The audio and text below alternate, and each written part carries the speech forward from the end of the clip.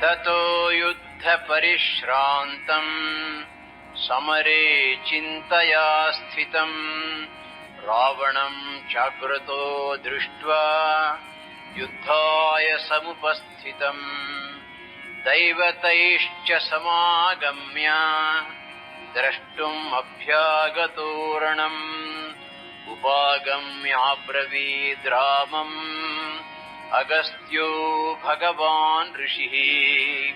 राम राम महाबाहो शृणु गुह्यं सनातनम् येन सर्वान् अरीन् वत्स समरे विजयिष्यसि आदित्यहृदयं पुण्यं सर्वशत्रुविनाशनम् जयावहं जपेन्नित्यम् अक्षय्यं परमं शिवम् सर्वमङ्गलमाङ्गल्यं सर्वपापप्रणाशनम् चिन्ताशोकप्रशमनम् आयुर्वर्धनमुत्तमम् रश्मिमन्तं समुद्यन्तं देवासुरनमस्कृतं पूजयस्व विवस्वन्तं भास्करं भुवनेश्वरम् सर्वदेवात्मको ह्येष तेजस्वी रश्मिभावनः एष देवासुरगणान् लोकान् पाति गभस्तिभिः एष ब्रह्मा च विष्णुश्च शिवस्कन्दः प्रजापतिः महेन्द्रो धनदः कालो यमः सोमो ह्यपाम्पतिः पितरो वसवः साध्याः ह्यश्विनौ मरुतो मनुः वायुर्वह्निः प्रजाप्राणः ऋतुकर्ता प्रभाकरः आदित्यः सविता सूर्यः खगः पूषा गभस्तिमान् सुवर्णसदृशो भानुः स्वर्णरेतादिवाकरः हरिदश्वः सहस्रार्चिः सप्तसप्तिर्मरीचिमान् तिमिरोन्मथनः शम्भुः त्वष्टा मार्तण्डकोऽंशुमान् हिरण्यगर्भः शिशिरः तपनो भास्करो रविः अग्निगर्भोदितेः पुत्रः शङ्खः शिशिरनाशनः व्योमनाथस्तमो भेदी ऋग्यजुस्सामपारगः घनवृष्टिरपां मित्रो विन्ध्यवीथीप्लवङ्गमः आतपी मण्डले मृत्युः पिङ्गलः सर्वतापनः कविर्विश्वो महातेज रक्तः सर्वभवोद्भवः नक्षत्रग्रहताराणाम् अधिपो विश्वभावनः तेजसाम् अपि तेजस्वी द्वादशात्मन्नमोऽस्तु ते नमः पूर्वाय गिरये पश्चिमायाद्रये नमः ज्योतिर्गणानां पतये दिनाधिपतये नमः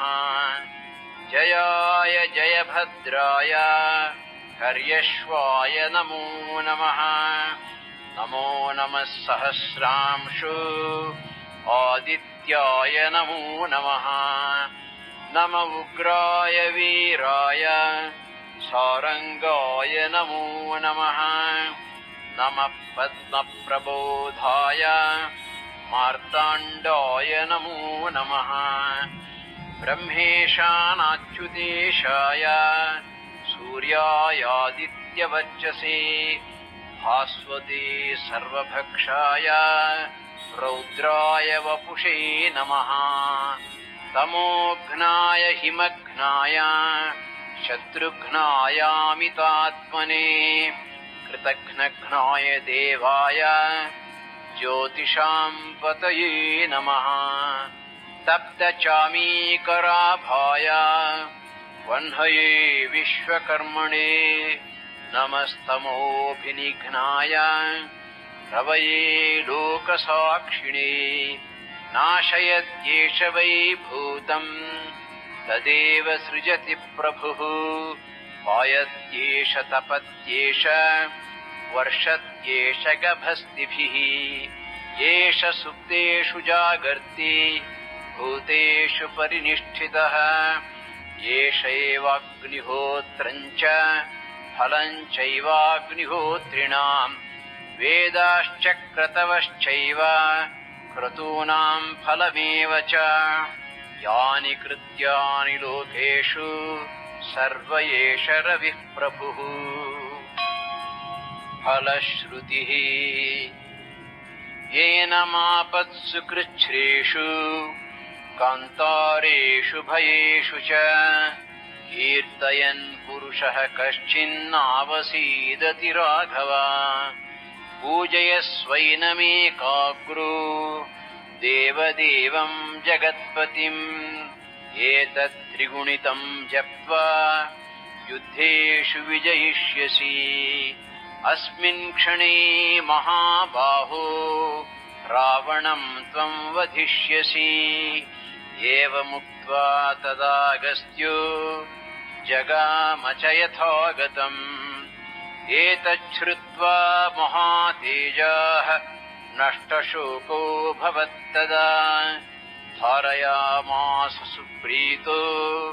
राघवः प्रयतात्मवान् त्रिराचम्य शुचिर्भूत्वा धनुरादाय वीर्यवान् आदित्यं प्रेक्ष्य जप्त्वा तु परं हर्षम् अवाप्तवान् रावणं प्रेक्ष्य हृष्टात्मा युद्धाय समुपागमत् सर्वयत्नेन महता वधे तस्य धृतोऽभवत् अथ रविरवदन्निरीक्ष्य रामम्